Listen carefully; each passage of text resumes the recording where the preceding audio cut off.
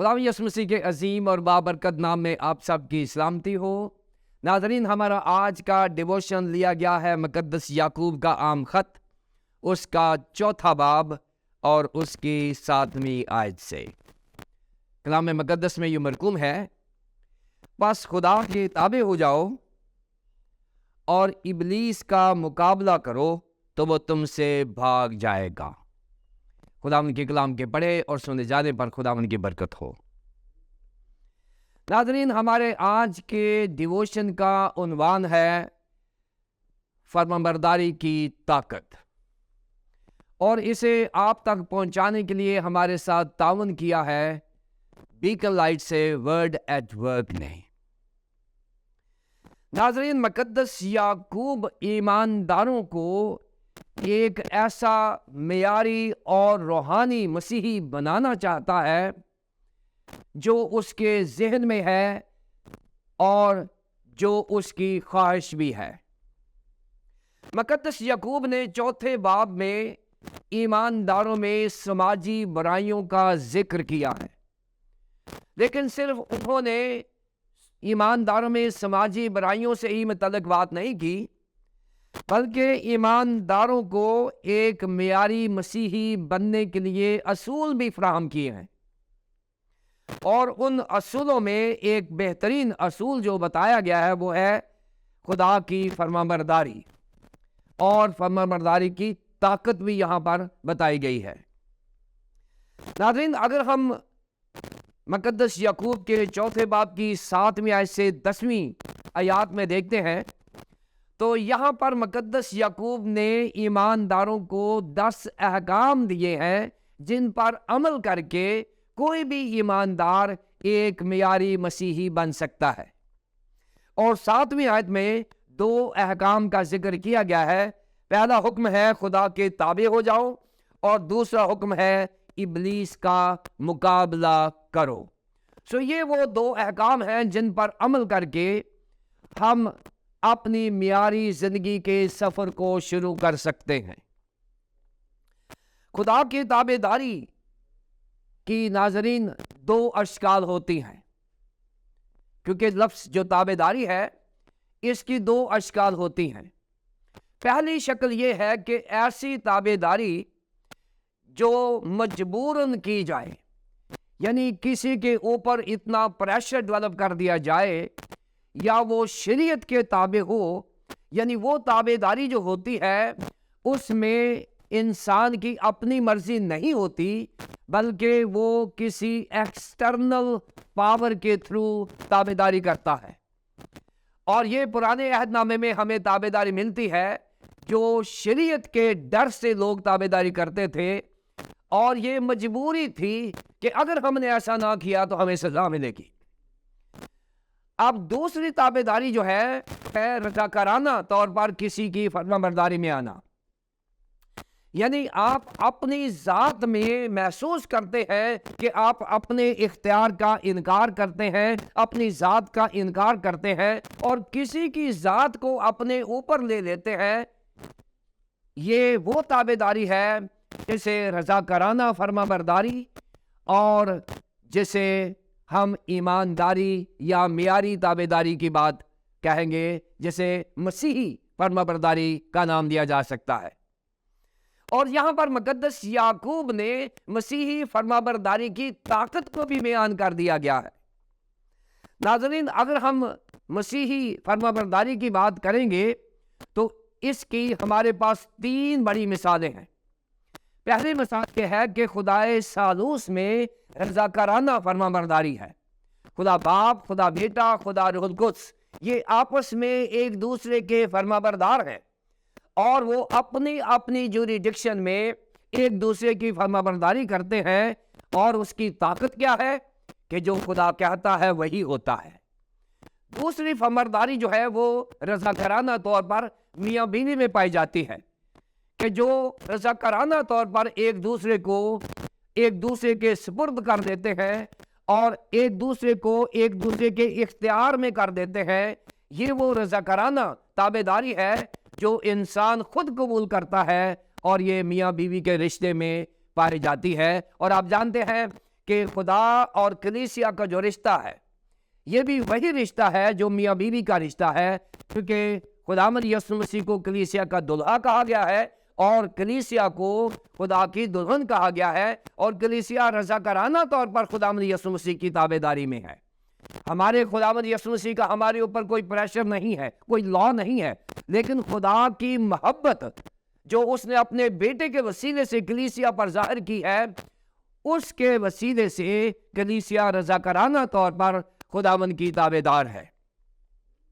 اور ناظرین، تیسری جو تابعداری ہے، فرمانبرداری ہے، وہ ایمانداروں میں پائی جاتی ہے کہ ایماندار ایمانداروں کی فرمانبرداری میں ہے، اور یہ بھی رضاکارانہ عمل ہے۔ اس میں ایک ایماندار دوسرے ایماندار کو اپنے تابع رکھنے کے لیے کوئی جواز پیش نہیں کرتا، کوئی صورت پیش نہیں کرتا، بلکہ ہر ایماندار دوسرے ایماندار کا رضاکارانہ طور پر فرمانبردار ہے۔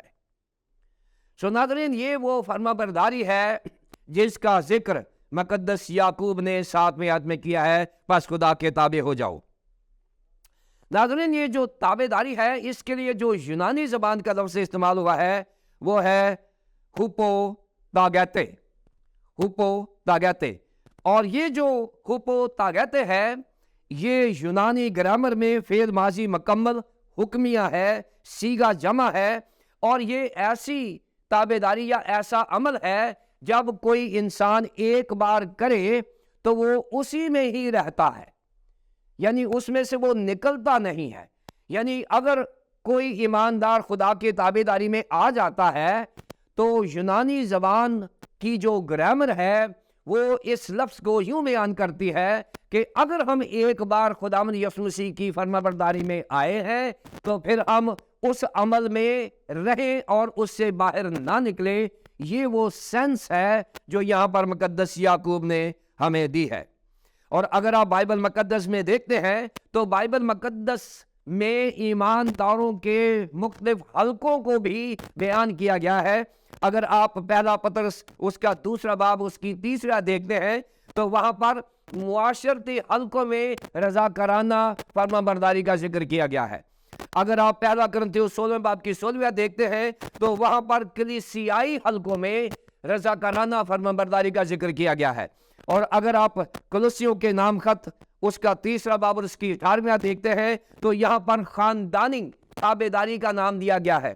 اور اگر آپ پہلا پطرس اس کے 2 باب کی 18 میں دیکھتے ہیں تو وہاں پر کاروباری حلقوں میں فرمانبرداری کا ذکر کیا گیا ہے۔ اور اگر آپ مقدس پولس رسول کا رومیو کے نام خط اس کے 13 باب کی 1 آیت کو دیکھتے ہیں تو وہاں پر اعلیٰ حکومتوں کی فرمانبرداری کا ذکر کیا گیا ہے۔ یعنی بائبل مقدس میں فرمانبرداری جو ہے یہ ایک مسیحی ایمان کی کلید ہے، مسیحی ایمان کی چابی ہے۔ اگر ہمارے اندر کسی کی فرمانبرداری نہیں ہے تو دنیا کا کوئی نظام نہیں چل سکے گا، نہ کوئی کاروبار چل سکے گا، نہ ہی کوئی ملک چل سکے گا، کیونکہ فرمانبرداری بائبل مقدس نے بیان کر دی ہے کہ اس کے بغیر انسانی زندگی مفلوج ہو جائے گی۔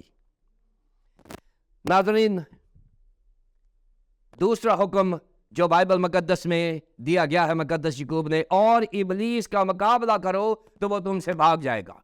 ناظرین، جب ہم دوسرے حکم کی بات کرتے ہیں یہاں پر ابلیس کا مقابلہ کرو تو وہ تم سے بھاگ جائے گا۔ ناظرین، یہاں پر جو پہلا حکم ہے وہ ہے خدا کی تابعداری کرنا، بس خدا کے تابع ہو جاؤ۔ بغیر فرمانبرداری کے مت سوچیں کہ ہم ابلیس کا مقابلہ کر سکتے ہیں، کیونکہ یہ کوئی ایسا حسن اتفاق نہیں ہے کہ دوسرا حکم پہلے نہیں لکھا، پہلے خدا کی تابعداری پھر ابلیس کا مقابلہ ہوگا تو پھر ہم ابلیس کے مقابلے میں کھڑے ہو سکتے ہیں، جیسے خداوند یسوع مسیح خود متی کی انجیل کے 4 باب کی پہلی 11 آیات میں اس نے ابلیس کا مقابلہ کیا تو پرنسپل کیا ٹھہرا کہ وہ بھاگ گیا۔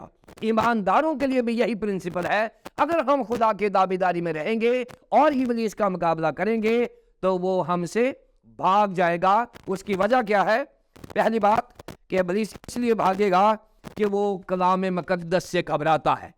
خدا نے खुदावंद यीशु मसीह ने कलाम का सहारा लिया और कलाम से मुकाबला किया, और आज जो ईमानदार इब्लीस का मुकाबला खुद करते हैं वो हार जाते हैं। जो खुदा के कलाम से करते हैं यीशु मसीह की तरह, वो जीत जाते हैं। ये पहली बात। दूसरी बात कि इब्लीस हमेशा झूठा होता है और वो सच्चाई का मुकाबला नहीं कर सकता। लिहाजा ईमानदार सच्चाई पर खड़ा है और इब्लीस झूठ पर खड़ा है। ईमानदार की ताकत यही है कि वो खुदा की फरमाबरदारी में रहे, और इब्लीस के खिलाफ खड़ा हो जाए तो वो तुमसे भाग जाएगा। और नंबर 3 है कि वो शिकस्त खुर्दा है।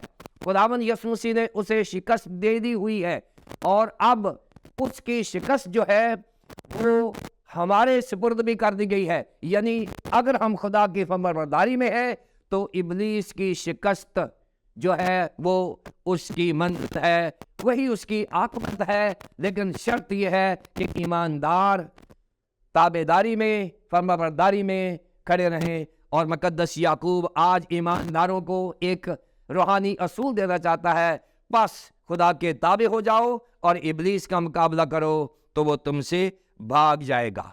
और मेरी दुआ है कि हम खुदा की फरमाबरदारी में ज़िंदगी बसर करें और इब्लीस का मुकाबला करें, तो बाइबल मुकद्दस ये गारंटी करती है कि इब्लीस हमसे भाग जाएगा। खुदावंद हमें अपनी ताबेदारी और फरमाबरदारी में रहने की तौफीक अता फरमाए, ताकि हम इब्लीस और उन तमाम आजमाइशों पर गलबा हासिल कर सकें जो हमें खुदा से दूर करती हैं। आइए हम दुआ करें।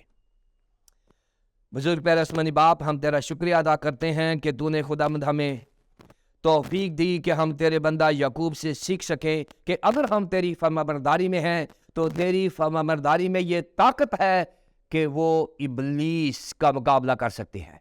हर ईमानदार जो तेरी फरमाबरदारी में है वो इब्लीस का मुकाबला कर सकता है और वो हमसे भाग जाएगा। तमाम ईमानदारों को खुदावंद ये तौफीक अता फरमा कि वो तेरी फरमाबरदारी में रहे और इब्लीस और तमाम इंसानी और नफसानी ख्वाहिशों का मुकाबला करके फ़तहमंद रूहानी ज़िंदगी बसर करें। खुदा बाप, खुदा बेटे, खुदा पाक रूह के नाम से, आमीन।